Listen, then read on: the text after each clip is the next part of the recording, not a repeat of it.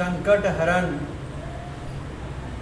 श्री हनुमान जी महाराज के मंदिर के प्रांगण में आज 21 जून रविवार को अंतर्राष्ट्रीय योग दिवस हम लोग मना रहे हैं, जहाँ पे हमारे मंचासीन और सभी संभ्रांत व्यक्ति अपने अपने विचार योग के विषय में रख रहे हैं। योग क्या है?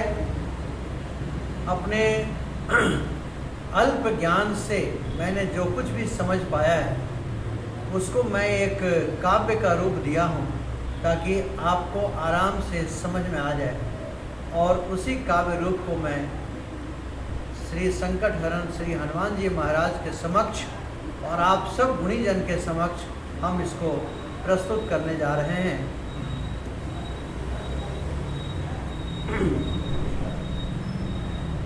आइए सुनते हैं।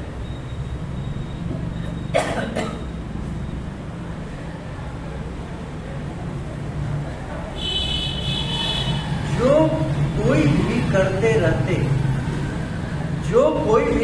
रहते हैं प्रतिदिन कुछ न कुछ योग, रहते हैं वो सदा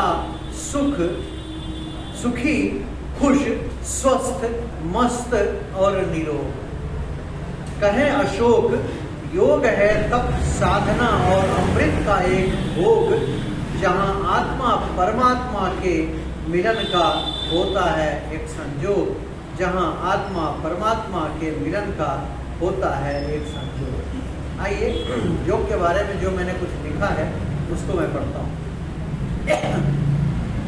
योग जीवन जीने की एक अहम शैली है जो कि प्रत्येक कदम पर नितांत आवश्यक होता है। जिसने भी सीख लिया यौगिक जीवन को जीने की कला, उसका जीवन सफल हो जाता है, उसका जीवन सफल हो जाता है।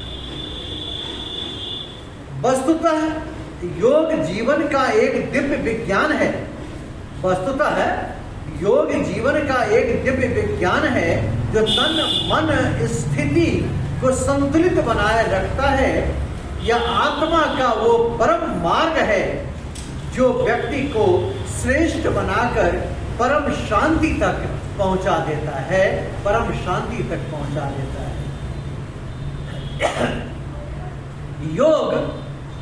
योग अनुशासन की साधना, योग अनुशासन की साधना और स्वस्थ जीवन का एक मूल आधार है जो रोगों को दूर भगाता है। यह संस्कारों के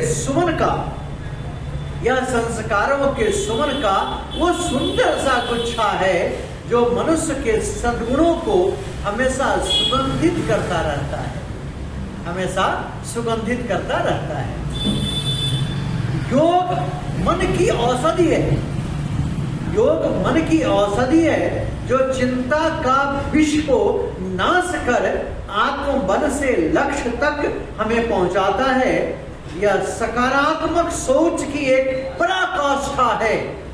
योग एक सकारात्मक सोच की एक पराकाष्ठा है जो हर बाधा को पार कर अज्ञान के तम को मिटा डालता है, अज्ञान के तम को मिटा डालता है। योग प्राणों की शक्ति और संयम का सच्चा पथ है जो हर क्षण नव ऊर्जा हमारे में भरता रहता है। यह मन का निर्मल दर्पण और ध्यान का मधुर स्वर है। योग एक मन का निर्मल दर्पण और ध्यान का मधुर स्वर है जो अंतर मन को हमेशा प्रफुल्लित करता रहता है। योग आत्मविश्वास का दीप है। योग आत्मविश्वास का दीप है जो कि निराशा में भी आशा बनकर हर अंधियारा को मिटाता रहता है। यह चेतना का सूर्योदय और कर्म की पवित्रता है। योग चेतना की सुरजोदय और कर्म की पवित्रता है, जो विनम्रता से व्यक्तित्व को निखारता है, जो विनम्रता के भाव से हमारे व्यक्तित्व को निखारता है। योग सद्भाव का सेतु और मानव धर्म निभाने की एक सीख है, जो मनुष्य को सदा महान बनाता है। यह सत्य की अनुभूति और सेवा का संकल्प है। योग एक सत्य की अनुभूति और सेवा का संकल्प है, जो आत्मज्ञान और मानवता का सदा मान बढ़ाता है, सदा मान बढ़ाता है।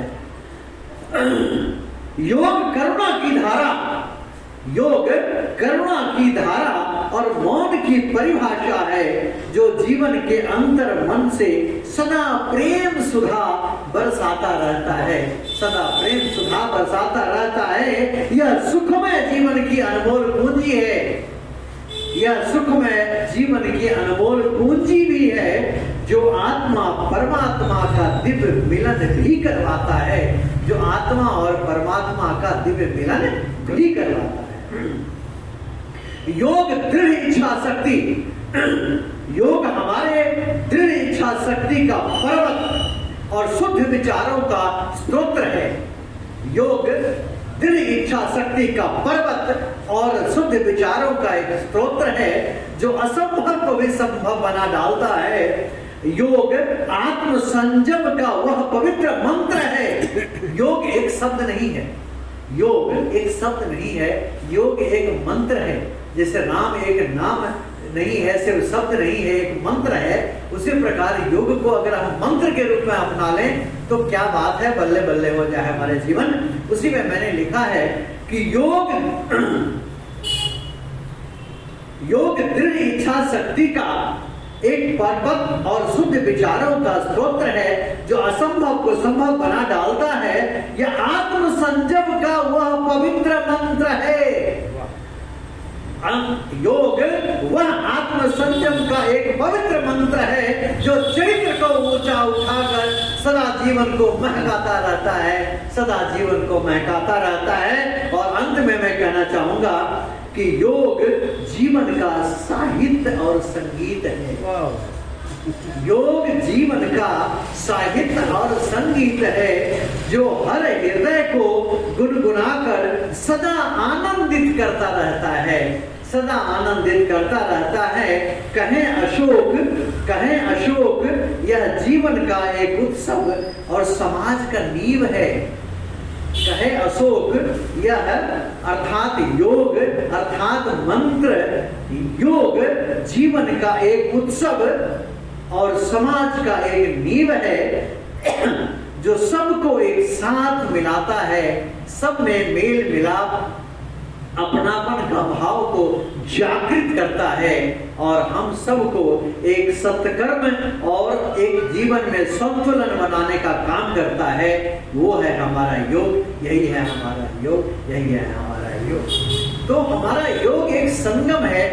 योग का आशय है जोड़ किस चीज का? योग जोड़ जब भी होती है तो हम प्रॉफिट में रहते हैं, हम फायदे में रहते हैं। अर्थात अगर एक और एक को हम जोड़ते हैं तो दो ही होने वाला है, शून्य नहीं होने वाला है।